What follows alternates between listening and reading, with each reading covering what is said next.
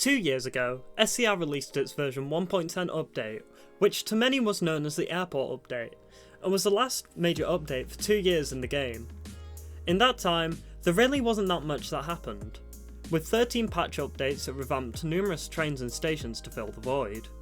Yet, the team jumped straight into the deep end after 2 years, and well, we let them cook.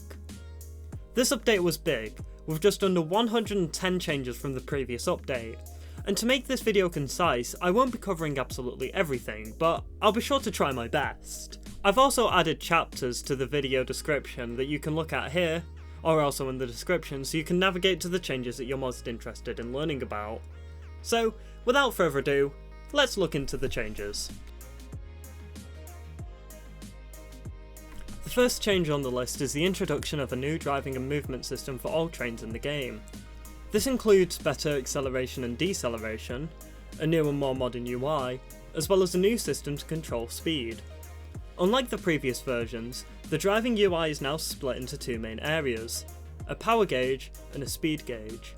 The power gauge displays the train speed and the line speed, as well as a separate power and brake indicators that change depending on the state of the train. The speed gauge now displays 3 different hands. The small green hand represents the speed that the train is aiming for, controlled by W and S on the keyboard, like the green bar prior to the update. The blue hand represents a train's current speed, and the red dot represents the line speed. This is similar in some ways to the previous system, and actually makes it pretty easy to understand exactly how much power you've applied. All of the buttons mean the same as before, and the AWS sunflower has now been moved to the middle of the power gauge. Next up, the dispatch and guard UIs have also had a refresh, although both work in roughly the same way as before, so it's not really worth commenting on it. In terms of new trains, we now have the Class 156 in both single and double variants which have been added to Connect. These have an interior similar to that on the ScotRail fleet and has its own engine and horn sounds that sounds like this.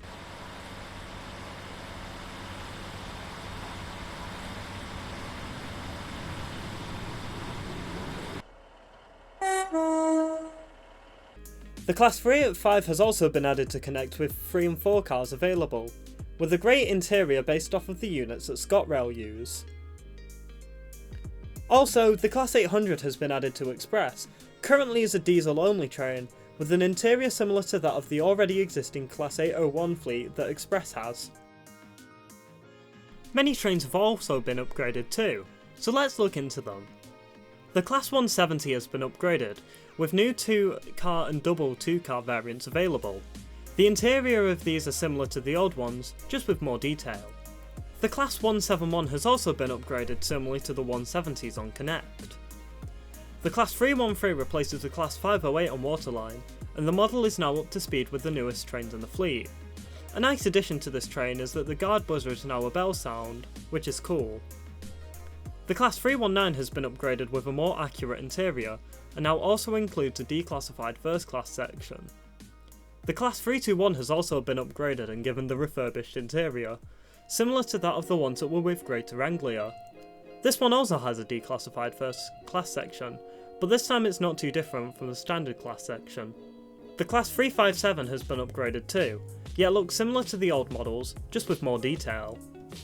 All variants of the Class 43 have been upgraded, with the main noticeable change being a refurbished first class section and more detailed passenger information screens. Also, the Class 365, 165, 166, 143 and 68 have all been rescaled.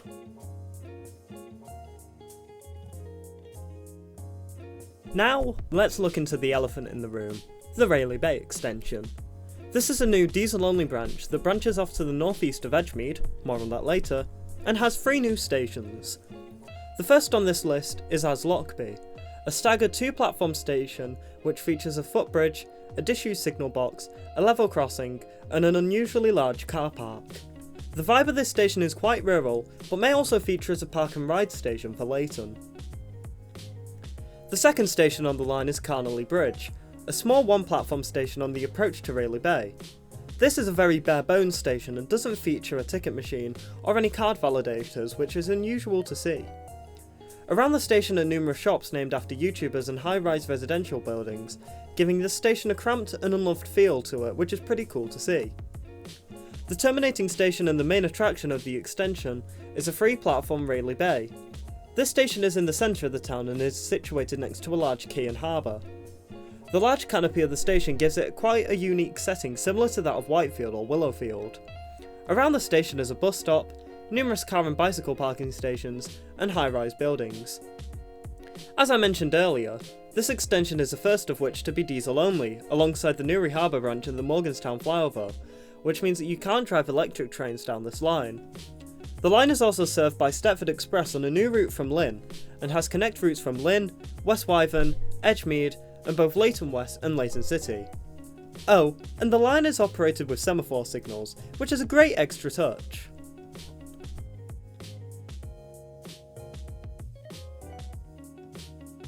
Numerous stations have also been upgraded in this update, with the bulk of them being on the line down to Lynn by the Sea. These are Edgemead, which is now based off of Newark Northgate, which means that finally, express trains that pass through the station won't be routed onto Platform 1. The outside of the station features bus stops, car and bike parking facilities, as well as even more shops, including Vecchi Bakery 2 Electric Boogaloo. Now, Stepford Zone, you should totally do a Vecchi Bakery challenge on SCR.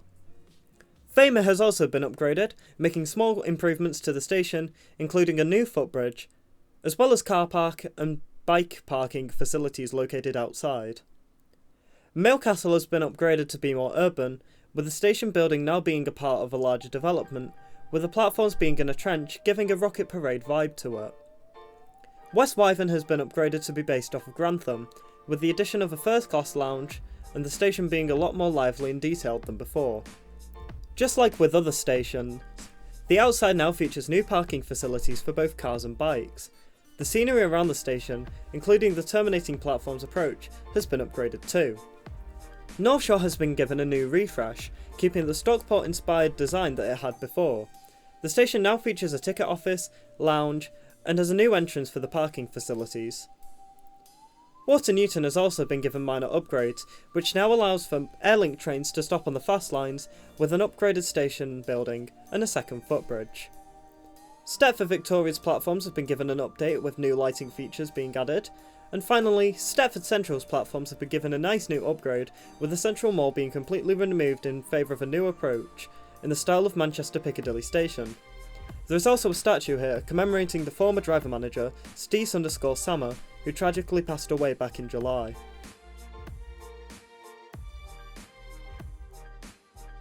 Now, in terms of depot upgrades, North Shore Depot has received an update which better suits the size of the area, now allowing for 2 trains to be spawned there at once. Alongside this, the spawn menu's depot has also been upgraded too.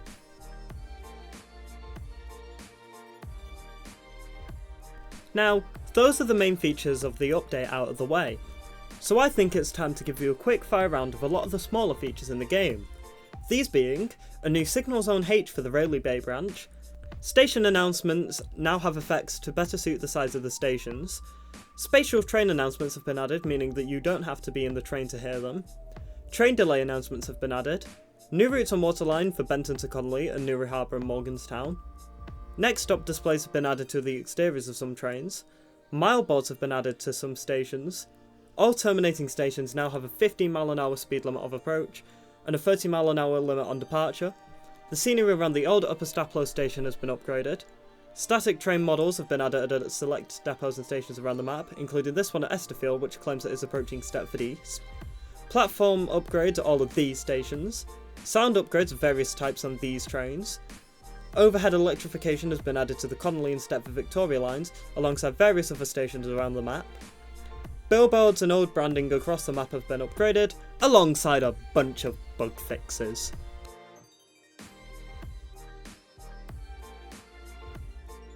So, to put it simply, SCR 2.0 is more like 1.11. There are a few game-changing features to the game, but there's not nearly enough content for it to be considered a 2.0. That being said, it is a really good update regardless. I'd also like to thank all of the directors, developers, contributors and testers for making this update and the game itself what it is today.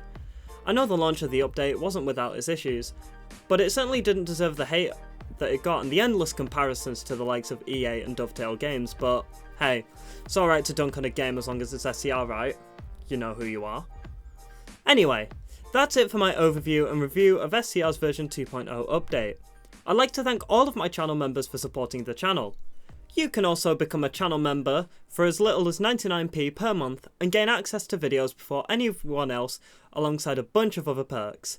Even if you can't become a member, subscribing to the channel also helps. But regardless, thank you for watching, and I will see you in the next video. Goodbye!